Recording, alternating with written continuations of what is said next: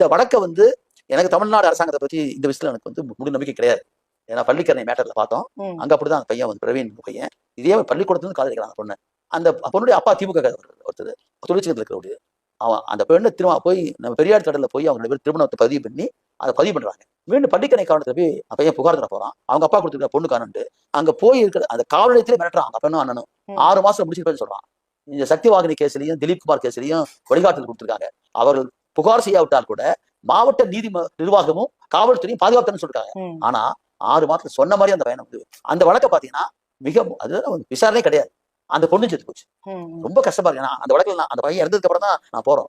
அந்த பெண்ணுக்காக நான் நின்று தைரியமா இருப்பா நாங்க வழக்கு நடத்தணும்னு சொல்லி கூட்டிட்டு வரோம். இருந்தாலும் அந்த பொண்ணையும் மேட்டுக்காக மாறி வேற வழியே எல்லாம் கொண்டு வந்து போச்சு. இது யார் காரணம்? முழுக்க திமுகவுடைய அந்த வந்து அதிகாரம், ஆட்சி அதிகாரம் தான். அது மட்டும் இல்ல தமிழ்நாடு முழுக்க நான் பார்க்கலாம். ஒரு வழக்கெல்லாம் கிடையாது. நிறைய வழக்கு ஏறக்கூடிய 2017 இருந்து 2025 வரைக்கும் 65 வழக்குகள் ஆய்வுல வந்திருக்கிறாங்க. இந்தியா முழுக்க குற்ற ஆவண காப்பதுல பாத்தீங்கன்னா ராஜஸ்தான், பீகார், யூபிக்கு, ஹரியானா அடுத்து தமிழகம் தான் இருக்கிறாங்க. இன்னும் சொல்ல போனா ஆணவ கொலைகள் வந்து இங்கதான் அதிகமா இருக்கிறதா பாக்குறாங்க. இப்போ 225 கேஸ் இருக்காங்க மொத்தம் இங்க மட்டுமே 2013 கணக்கெடுத்துக்காங்க.